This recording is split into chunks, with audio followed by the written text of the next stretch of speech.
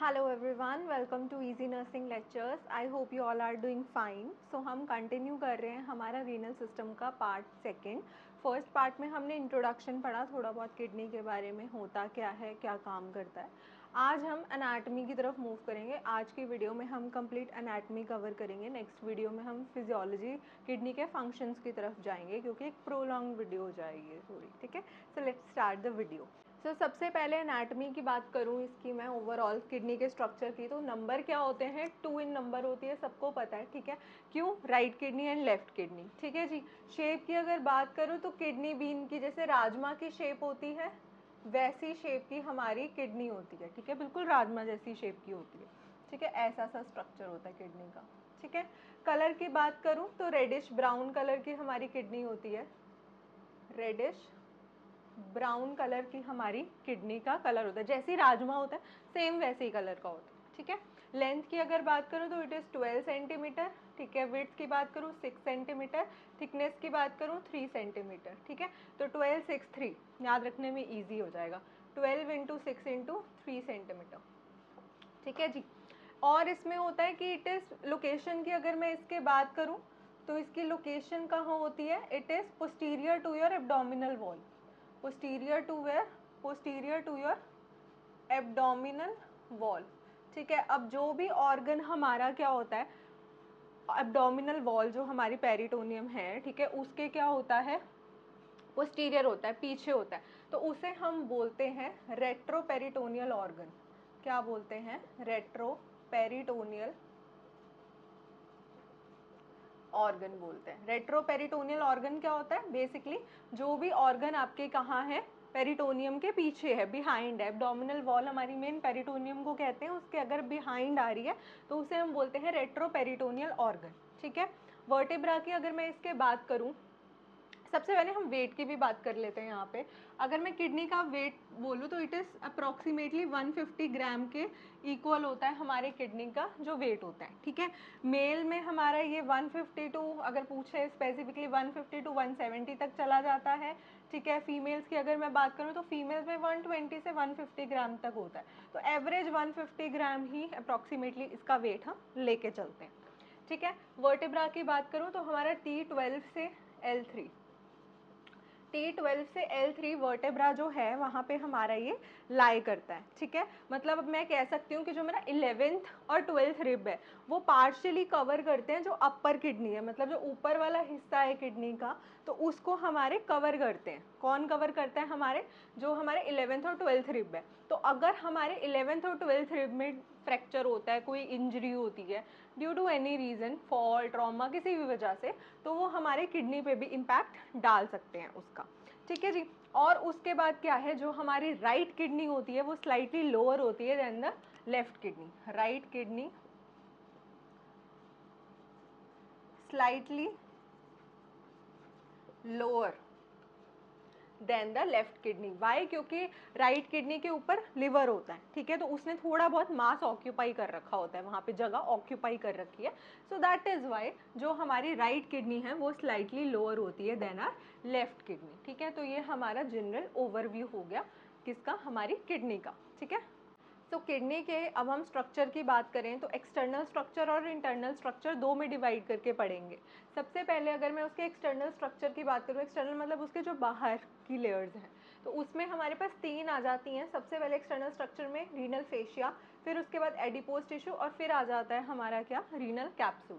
Renal fascia की अगर बात करूँ तो रीनल फेशिया हमारी आउटर मोस्ट होती है लेयर. ठीक है, ये हमारी फाइब्रस कनेक्टिव टिश्यूज़ की मिलकर बनी होती है. किसकी, फाइब्रस कनेक्टिव टिश्यूज की मिलके बनी होती है. ठीक है, और ये क्या करती है, एंकर करके रखती है किडनी को. एंकर करके रखती है किडनी को कहाँ पे, to posterior abdominal wall, to posterior abdominal wall. ठीक है, ताकि जो है किडनी वो एंकर रहे. तभी हमने पढ़ा था फ्लोटिंग किडनी का कंसेप्ट कि जब मसल्स वीक हो जाते हैं बेसिकली, तो रीनल फेशिया जब है वीक हो जाए तो किडनी फ्लोट करने लग जाती है, क्योंकि यही जो है जोड़ के रखते हैं किडनी को किसके साथ, हमारे एब्डोमिनल वॉल के साथ जोड़ के रखते हैं. ठीक है, फिर अगर मैं बात करूँ एडिपोज टिश्यू, एडिपोज टिश्यू तो पता ही है हमें, फैट टिश्यूज होते हैं. ठीक है, फैट टिश्यूज हैं, ये किसका काम करते हैं, कुशन का काम करते हैं. बेसिकली प्रोटेक्टिव मैकेनिज्म है ना, कोई भी इंजरी है उसे प्रोटेक्ट करके रखेंगे, बाहर का जो आउटर फोर्स है वो किडनी पे इम्पैक्ट ना करे, राइट। तो फैट टिश्यूज है कुशनिंग का काम करते हैं ये। फिर आता है रीनल कैप्सूल, इसे हम ट्रू कैप्सूल भी बोलते हैं, ठीक है। इसका काम क्या है बेसिकली, ये क्या करता है, इनर मोस्ट है एक, तो ये भी हमारा किसके मिलकर बना होता है, फाइब्रस कनेक्टिव टिश्यूज का मिलके बना होता है, ठीक है। और इसका काम क्या है, मतलब कोई इंजरी से या कोई इन्फेक्शन वगैरह है उससे किडनी को मेनली बचाना। तो कैप्सूल का काम बेसिकली ये प्रोटेक्शन का काम है इसका। किसका काम है इसका, प्रोटेक्शन का काम है, ठीक है। ओवरऑल क्या है, रीनल फेशिया एक्सटर्नल स्ट्रक्चर में आउटर में आती है कि एंकर करके रखती है, जोड़ के रखती है किडनी को, कहाँ पे, टू ये posterior abdominal wall. Adipose tissue fat layer है जो कि कुशनिंग का काम करती है, और रीनल कैप्सूल ट्रू कैप्सूल है जो भी ऑल्सो प्रोटेक्शन का हमारे काम ये करता है, राइट। तो ये था हमारा एक्सटर्नल स्ट्रक्चर। अब हम पढ़ते हैं इंटरनल स्ट्रक्चर के बारे में। Okay, so now will move on to internal structure of the kidney. Internal structure में हमारे पास मेनली 6 स्ट्रक्चर आ जाते हैं हमारे, जिसमें आ जाता है renal cortex, medulla, renal papilla, minor calyx, major calyx and renal pelvis.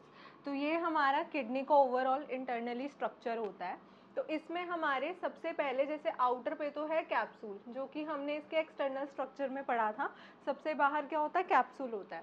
Capsule के बाद हमारा कौन होता है, इधर आ जाता है हमारा renal cortex. Next layer is your renal cortex. Renal cortex is basically present in between capsule and your medulla, ठीक है। मेड्यूला के बीच की लेयर होती है। अब रीनल कॉर्टेक्स में हमारे मेनली ग्लोमेरुलस हो गया, बॉमन्स कैप्सूल हो गया, ठीक है, या हमारा पीसीटी हो गया, डीसीटी हो गया, आगे हम पढ़ेंगे डिटेल में नेफ्रॉन का स्ट्रक्चर। तो वो जो यूरिन फॉर्म करते हैं वो वाले स्ट्रक्चर्स हमारे रीनल कॉर्टेक्स में आ जाते हैं। फिर अगर मैं बात करूँ, ये आते हैं हमारे पिरामिड्स, ठीक है, रीनल मेड्यूला बोलते हैं जिन्हें पिरामिड्स। तो पिरामिड्स हमारे प्रेजेंट होते हैं, इन्हें हम बेसिकली बोलते हैं रीनल मेड्यूला, ठीक है। क्या बोलते हैं, रीनल मेड्यूला बोलते हैं, ठीक है। अब इसमें हमारे आ जाते हैं ट्यूब्यूल्स वाले स्ट्रक्चर्स हो गए, जैसे कि हमारा loop of Henle, collecting duct, जो कि यूरिन को कंसंट्रेशन में हेल्प करते हैं, कंसंट्रेट करने में उनको हेल्प करते हैं, ठीक है। फिर उसके बाद हमारे आ जाते हैं रीनल पैपिला। रीनल पैपिला क्या है, ये पिरामिड्स होती हैं, इनकी जो टिप्स होती हैं, ठीक है, वो टिप को हम बेसिकली रीनल पैपिला बोलते हैं। ये जो टिप्स है इनको हम क्या बोलते हैं, पैपिला बोलते हैं, ठीक है। इनका काम क्या है, जो भी रीनल मेड्यूला फॉर्म कर रहा है वो एक साथ कलेक्ट करके आगे डालना माइनर कैलिक्स में, बेसिकली इनका ये काम होता है। 5 to 15 हमारे वैरी करते हैं जो हमारे पिरामिड्स होते हैं वो, ठीक है। उसके बाद हमारे पास स्ट्रक्चर आ जाता है, ट्यूब लाइक स्ट्रक्चर होता है, जिसे हम बोलते हैं माइनर कैलिक्स। क्या बोलते हैं, माइनर कैलिक्स। अब ये माइनर कैलिक्स क्या है, सिंपली ये भी हमारे 5 से 15 ही होते हैं, वैरी करते हैं नंबर में। ये क्या करते हैं, काफ़ी सारे होते हैं, और पैपिला से जो कलेक्ट करते हैं वो आगे डालते हैं मेजर कैलिक्स में, बस इनका ये काम होता है। अब मेजर कैलिक्स क्या है, जहाँ 2 से 3 हमारे जो माइनर कैलिक्स हैं वो मिलते हैं, वो एक स्ट्रक्चर फॉर्म करते हैं लेटर ऑन, उसे हम क्या बोलते हैं, मेजर कैलिक्स बोलते हैं। क्या बोलते हैं, मेजर कैलिक्स बोलते हैं। तो रीनल मेड्यूला तक तो क्या हो रहा है, बेसिकली हमारा यूरिन का फॉर्मेशन हो रही है और उसकी कंसंट्रेशन हो रही है। उसके बाद जितने भी आगे स्ट्रक्चर्स है वो क्या कर रहे हैं, जस्ट एक उसे यूरिनरी ब्लैडर तक कलेक्ट करके भेज रहे हैं, कलेक्शन का काम कर रहे हैं मेनली, ठीक है। तो माइनर कैलिक्स तक हमने पढ़ लिया। फिर मेजर कैलिक्स 2 से 3 जब माइनर कैलिक्स जुड़ते हैं तो मेजर कैलिक्स बनते हैं। उसके बाद रीनल पेल्विस। रीनल पेल्विस आपका फनल लाइक स्ट्रक्चर, ये जो बीच में बन रहा है तो ये क्या है, फनल लाइक स्ट्रक्चर होता है, इसको हम बोलते हैं रीनल पेल्विस। इस ये भी ट्रांजिशनल एपिथेलियम से लाइंड होता है बेसिकली, वो एक्सपैंड भी कर सकती है, स्ट्रेच और मतलब डी स्ट्रेच हो सकती है वो आराम से। तो ये हमारा ओवरऑल इंटरनल स्ट्रक्चर होता है किसका, हमारी किडनी का। इसके आगे हमारे पास जैसे यूरेटर है, ठीक है, जो कि यूरिन को किडनी से कैरी करते हैं, कहाँ तक लेके जाते हैं, यूरिनरी ब्लैडर तक लेके जाते हैं, वो डिफरेंट है। बट अभी हम सिर्फ इंटरनल स्ट्रक्चर किसका पढ़ रहे हैं, किडनी का, जिसमें हमारे 6 स्ट्रक्चर्स ये हमारे आते हैं, ठीक है। तो अब हम बात करते हैं किडनी के स्ट्रक्चरल एंड फंक्शनल यूनिट की, जो कि है नेफ्रॉन। कौन है, नेफ्रॉन, ठीक है। ये एक किडनी में 10 से 13 लाख नेफ्रॉन जो होते हैं वो प्रेजेंट होते हैं, ठीक है, किडनी में इनका लेंथ होती है जस्ट 2 to 3 सेंटीमीटर की इनकी लेंथ होती है। यही जो है पूरी किडनी को रन करते हैं, यूरिन फॉर्मेशन का काम भी कौन कर रहे हैं, हमारे नेफ्रॉन्स कर रहे हैं। ठीक है, अगर मैं एक नेफ्रॉन ही 10 से 13 लाख में से एक नेफ्रॉन उठाऊं तो उसका मेरे पास स्ट्रक्चर ऐसा सा आ जाता है। तो इसका स्ट्रक्चर बहुत इंपॉर्टेंट है, पता होना चाहिए हमें। जैसे सबसे पहले क्या है, किडनी से मतलब जो भी ब्लड है किडनी ने रिसीव करा, 20 to 25% कार्डियक आउटपुट में से टोटल जो है किडनी रिसीव करती है। ठीक है, तो आता कहाँ से, एफरेंट आर्टरियोल्स लेके आती है। कौन लेके आती है, एफरेंट आर्टरियोल्स। ठीक है, जो किडनी में ब्लड लेके आते हैं। अब ब्लड में से वेस्ट रिमूव करना है क्योंकि किडनी का काम यही है वेस्ट रिमूव करना। ठीक है, तो एफरेंट आर्टरियोल लेके आता है। आगे जाके ये क्या करता है, छोटी छोटी कैपिलरीज में डिवाइड हो जाता है। कैपिलरीज छोटी छोटी डिवाइड होके गुच्छा सा बना लेते हैं, एक बॉल सी बना लेते हैं, जिसको हम क्या बोलते हैं, ग्लोमेरुलस। क्या बोलते हैं इसको हम, ग्लोमेरुलस। ठीक है जी। अब ये ग्लोमेरुलस, इसमें क्या है, प्रॉपरली फिल्ट्रेशन का काम होता है। और यहाँ से जब फिल्टर हो जाता है ब्लड, मतलब यहाँ से जो टॉक्सिन्स वगैरह है वो रिमूव होते हैं, एक्सचेंज होता है बेसिकली।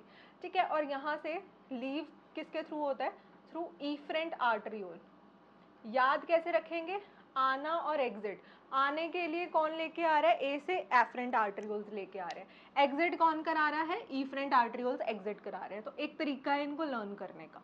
अब ये तो जो गुच्छा था वो ग्लोमेरुलस का है। ठीक है, इसमें एंडोथीलियल सेल्स इसको लाइन करते हैं, और इन सेल्स में क्या होता है, गैप होता है। तो जिसकी वजह से जो भी, जैसे क्रिएटिनिन नहीं चाहिए हमें, यूरिक एसिड नहीं चाहिए, यूरिया नहीं चाहिए, तो वो यहाँ से लीव कर जाएगा ताकि वो यूरिन में निकल सके आराम से।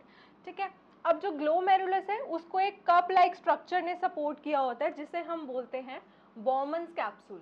क्या बोलते हैं, बॉमन्स कैप्सूल बोलते हैं। ठीक है जी। अब क्या है, इसमें बोमन्स कैप्सूल हमारा सराउंड करता है किसको, हमारे ग्लोमेरुलस को, और जो भी फिल्ट्रेशन होती है वो इसी के थ्रू होती है। इसमें मतलब स्मॉल गैप्स है, अगर लार्ज गैप्स नहीं होते ताकि कोई आरबीसीज है, कोई प्रोटीन है, कोई काम की चीज़ है, वो लीक आउट ना कर सके इसमें। ठीक है, तो बाकी चीज़ें इसमें से स्मॉल गैप्स में से इजिली पास आउट हो सकती हैं। ठीक है, साथ ही साथ ग्लोमेरुलस के अंदर हमारे मिज़ेंजियल सेल्स होते हैं। Mesangial cells are basically what, macrophagic cells. ठीक है, मिज़ेंजियल सेल्स। अब मिज़ेंजियल सेल्स का काम क्या है, ये क्या करते हैं, मैक्रोफेजेस का काम करते हैं। ठीक है, यानी कि मतलब कोई भी अगर बैक्टीरिया है, टॉक्सिन्स है, उसको फाइट ऑफ करने में हेल्प करते हैं मिज़ेंजियल सेल, जो कि हमारे ग्लोमेरुलस में प्रेजेंट होते हैं। नॉर्थ सेट के अकॉर्डिंगली बहुत इंपॉर्टेंट क्वेश्चन है ये हमारा। ठीक है, देन हमारे पास अगर मैं प्रॉपरली बॉमन्स कैप्सूल की बात करूँ तो कप शेप्ड है हमारा। ठीक है, अब ये क्या कर रहा है, प्राइमरी फिल्ट्रेट को कलेक्ट कर रहा है, जो भी फिल्ट्रेट यहाँ से यूरिन का, प्राइमरी यूरिन की फॉर्मेशन बेसिकली बॉमन्स कैप्सूल ने करी। उसके बाद हमारी ट्यूब्स लाइक स्ट्रक्चर शुरू हो जाता है। सबसे पहले आता है हमारे पास PCT, that is proximal convoluted tubule. ठीक है, अगर हम लिखें इसे प्रॉक्सिमल कॉन्वोल्यूटेड टिब्यूल्स। ठीक है, पीसीटी बोलते हैं। इसका क्या होता है, इसके सरफेस पे ना माइक्रोविलाइज होती है, ऐसे ऐसे करके ना माइक्रोविलाइज सी होती है, छोटी छोटी सरफेस पे इसके। अब ये क्या करता है बेसिकली कि यहाँ से बाहरी ब्लड कैपिलरीज मूव कर रही हैं, तो अगर इसे कोई एसेंशियल चीज़ लगती है कि हाँ गलती से यहाँ से लीक आउट कर गई है चीज़, लेकिन यूरिन में इसकी मतलब बॉडी से एग्जिट इसे नहीं कराना है, तो बेसिकली क्या करता है, ये फिर से रीअब्जॉर्ब कर लेता है, बॉडी में उसे वापस भेज देता है ताकि यूरिन में आगे वो चीज़ ना जाए, अगर हमारी बॉडी के लिए वो इंपॉर्टेंट है। Certain electrolytes, even excess amount of water भी ये रिमूव कर सकता है। ठीक है, सोडियम, पोटाशियम, जो जो हमारी बॉडी को जैसे जैसे रिक्वायरमेंट है तो वो ये रीअब्जॉर्ब कर लेता है।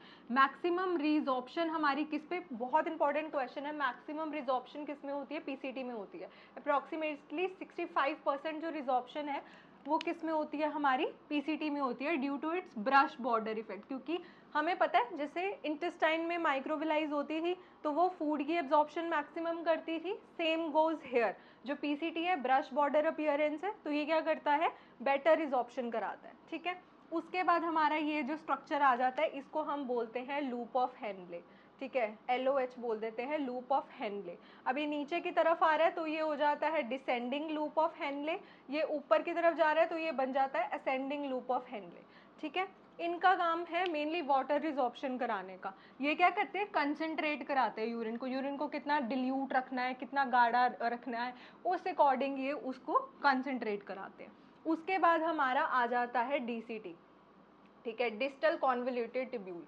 डिस्टल कॉन्वोल्यूटेड टिब्यूल, वो प्रॉक्सिमल क्यों, वो पास थी बोमन्स कैप्सूल के या ग्लोमेरुलस के। अब ये क्या है, दूर है, तो इसीलिए इसे बोलते हैं डिस्टल कॉन्वोल्यूटेड टिब्यूल। थोड़ी बहुत रिजॉर्प्शन यहाँ भी हो जाती है, ठीक है। उसके बाद नीचे आ जाता है हमारा कलेक्टिंग डक्ट। क्या आ जाता है, कलेक्टिंग डक्ट, जो कि ये सारी चीज़ें कलेक्ट करता है और फाइनली यूरेटर पे पास कर देता है। फाइनली क्या कर देता है, यूरेटर पे पास कर देता है और वो ब्लैडर से हमारी एग्जिट हो जाती है। तो मेन हमारा फंक्शनिंग हम इसके आगे डिटेल में पढ़ेंगे जब हम फिजियोलॉजी करेंगे, अभी सिर्फ हम एनाटॉमी कर रहे हैं, जिसमें हमने क्या पढ़ा कि ओवरऑल स्ट्रक्चर होता है मेन इसमें एफरेंट इफरेंट आर्टरियोल्स होगी, glomerulus, Bowman's capsule, PCT, loop of Henle, DCT and collecting duct. ये हमारे नेफ्रॉन का स्ट्रक्चर होता है, जो कि हमारी किडनी में कितने हैं, 10 से 13 लाख फंक्शन कर रहे हैं। तो आप सोच लो कि कितना ह्यूज सिस्टम रन कर रहा है हमारी एक किडनी में। मैं सिर्फ एक किडनी की बात कर रही हूँ, ठीक है। अब हम बात करते हैं यूरेटर्स की एंड ब्लैडर की, ठीक है, क्योंकि किडनी का जब कलेक्टिंग डक्ट से हमारा यूरिन निकल के किस में आएगा, यूरेटर्स में आ जाएगा आगे जाके। वही है, वो हमने पूरा पढ़ा था जो स्ट्रक्चर था किडनी का, रीनल पेल्विस के आगे जाके हमारे यूरेटर से कनेक्टिविटी थी। तो ये क्या करता है, यूरिन कन्वे करता है, बस कन्वेयर का काम है, इट्स लाइक अ पाइप, ठीक है, जो कि एक टैप से आपके बकेट में पानी भर रही है, दैट्स इट, ठीक है। तो वो किडनी से कहाँ पे, ब्लैडर में सीधा सीधा यूरिन को सिर्फ कैरी कर रही है, ठीक है। लेंथ की अगर मैं इसके बात करूं तो लेंथ होती है इसकी 25 सेंटीमीटर की, और अगर मैं इसका डायमीटर की बात करूं तो डायमीटर होता है इसका 3 to 10 mm तक इसका डायमीटर होता है, ठीक है। थोड़ा नैरो होता है टुवर्ड्स द एंड, क्यों, मतलब उसी की वजह से, इसकी नैरोनेस की वजह से यहाँ पे जो है स्टोन के स्टक होने के बहुत ज़्यादा चांसेस होते हैं, क्योंकि नैरो तो मतलब बहुत नैरो है, जगह है नहीं, स्टोन बड़ा है। अगर किडनी में स्टोन है, पास अगर होने लगे यूरिन से, ठीक है, बट मैक्सिमम चांसेस होता है वो यूरेटर पे जाके अटक जाए, क्योंकि इसका diameter towards the it's and बहुत ही ज़्यादा नैरो हो जाता है। सो वहाँ पे अटकने के चांसेस बहुत ज़्यादा हैं और उसी के कारण पेन ज़्यादा इनिशिएट हो जाती है, राइट। फिर अगर मैं बात करूँ ब्लैडर की, तो ब्लैडर क्या करता है, टेम्परेरी स्टोरेज हाउस की तरह काम करता है। टेम्परेरी स्टोरेज हाउस की तरह काम कर रहा है, यूरिन को रखेगा, कुछ नहीं कर रहा, जस्ट कैरी करके रख रहा है टेम्परेरी एक हाउस की तरह, ताकि जो है वो निकल सके, जब मतलब अर्ज हो पास करने की, तब वो यूरिन यहाँ से रिलीज कर सके। अब इसमें होती है 3 ओपनिंग, 1, 2 एंड 3, ट्रायंगल शेप की होती है, क्योंकि एक यूरेटर लेफ्ट किडनी से आया, एक राइट किडनी से आएगा, ठीक है, और निकलने की एक ही जगह है, यूरेथ्रा एक है, ये यूरेटर की ओपनिंग है, तो ये एक स्ट्रक्चर बनाता है जिसे हम ट्रायंगुलर स्ट्रक्चर बोलते हैं, ट्राइगन बोलते हैं। क्या बोलते हैं, ट्राइगन, ठीक है, ट्राइगन फॉर्म करता है अपनी ओपनिंग की वजह से। साथ ही साथ ब्लैडर की अगर मैं कैपेसिटी की बात करूं तो इसकी होती है 70 to 1000 ml तक इसकी कैपेसिटी है, मतलब 1 लीटर तक यूरिन ये अपने में स्टोर करके रख सकता है। बट अर्ज हमें अराउंड 400 ml के अराउंड अर्ज यूरिन की स्टार्ट हो जाती है, ठीक है। ऑल्सो जब मिक्चुरेशन हो जाती है, जब हम पूरा यूरिन पास कर देते हैं, स्टिल 50 to 100 ml यूरिन जो है वो ब्लैडर अपने पास रखता है, उसे हम बोलते हैं रेजिडुअल वॉल्यूम। क्या बोलते हैं, रेजिडुअल वॉल्यूम बोलते हैं ऑफ योर ब्लैडर। जैसे रेजिडुअल वॉल्यूम लंग्स की पढ़ते हैं, वैसे ही रेजिडुअल वॉल्यूम ब्लैडर की भी होती है, दैट इज 50 to 100 ml वो अपने पास रखता है, पूरा पास नहीं करता, ठीक है। अगर तो ये भरा हुआ है ब्लैडर फुल, तो वो कैसी शेप का होता है, वो पियर शेप का होता है, जैसे पियर की शेप होती है बिल्कुल वैसी शेप का होता है। और अगर ये खाली है बिल्कुल, तो ये डिफ्लेटेड बैलून, जैसे बैलून हमने हवा भरी एक बैलून में और उसमें से हवा निकाल दी, तो जैसे डिफ्लेट हो जाता है ना, वो चिपक जाता है, बिल्कुल वैसी सी इसकी शेप हो जाती है, डिफ्लेटेड बैलून की जैसी, डिफ्लेटेड बैलून की जैसी इसकी जो है हमारी शेप हो जाती है। एक और इम्पॉर्टेंट पॉइंट जो कि ब्लैडर में हमें देखने को मिलता है, that is the presence of detrusor muscles. Detrusor muscles, अब यही जो है वो इसको कंट्रैक्शन एंड रिलैक्सेशन में हेल्प करते हैं। किस में हेल्प करते हैं, ब्लैडर की कंट्रैक्शन एंड रिलैक्सेशन में, कि ब्लैडर कंट्रैक्ट भी हो सकता है, वो मतलब रिलैक्स होके पियर जैसा भी फूल सकता है और डिफ्लेट भी हो सकता है। तो ये किस वजह से हो सकता है, डेट्रोसर मसल्स की, हम यूरिन रोक लेते हैं, अर्जेस रोक लेते हैं, वो होल्ड कर लेते हैं, किस वजह से, ओनली ड्यू टू डेट्रोसर मसल की कंट्रैक्शन एंड रिलैक्सेशन, ताकि यही जो है वो हमारी ब्लैडर की कंट्रैक्शन और रिलैक्सेशन में जो है वो हेल्प करते हैं। ये मिडल लेयर में, वैसे 3 लेयर होती है, आउटर, मिडल और इनर, ये हमारे मिडल लेयर में प्रेजेंट होते हैं हमारी डेट्रोसर मसल्स, ठीक है। तो अब हम बात करते हैं यूरेथ्रा के लिए, जो कि हमारा एनाटमी का लास्ट स्ट्रक्चर आ जाता है। यूरेथ्रा इज अ साइट जहाँ से हमारा यूरिन रिलीज होगा, राइट, ठीक है, मतलब ब्लैडर से जस्ट जो ओपनिंग है यूरिन की बाहर निकलने की, वो कौन सी है, हमारी यूरेथ्रा है, ठीक है। फिर अगर मैं बात करूँ इसमें इसके लेंथ की, फीमेल्स में अगर मैं बात करूँ तो females have shorter urethra, just 4 to 6 mm length होती है यूरेथ्रा की, बहुत ही छोटा होता है। That is why females have more chances of UTI. छोटा है, ठीक है, यूरेथ्रा इजिली आउटसाइड से जल्दी कनेक्टेड है, तो बैक्टीरिया वगैरह कुछ भी आराम से अंदर जा सकता है, तो उसकी वजह से यूटीआई के सबसे ज़्यादा चांसेस होते हैं फीमेल्स में। मेल्स में इतना कॉमन नहीं है यूटीआई, अगर है तो बहुत रेयर सुनने में आएगा किसी मेल को यूटीआई की प्रॉब्लम हुई है। फीमेल्स में क्यों कॉमन है, due to their shorter urethra, बहुत इंपॉर्टेंट क्वेश्चन है।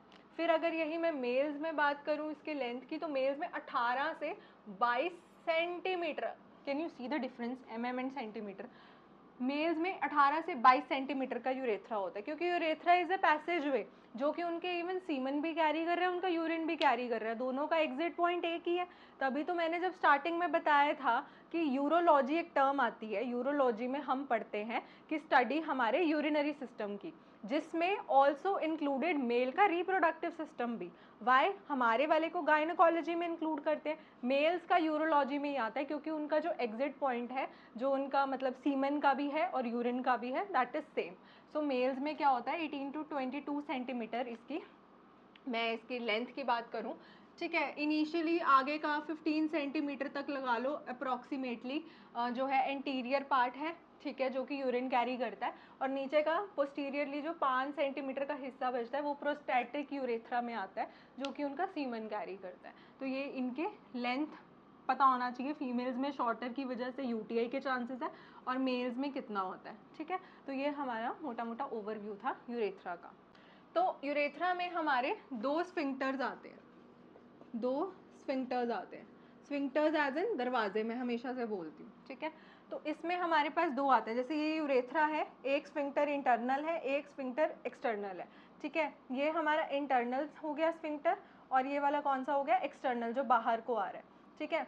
अब इंटरनल वाला है वो इनवॉलेंट्री है, वेरी वेरी वेरी इंपॉर्टेंट, उस पर आपका कोई कंट्रोल नहीं है, किसी भी तरीके का आपका उस पर कोई कंट्रोल नहीं है। और ये किसके मिलकर बना होता है, स्मूथ मसल्स का।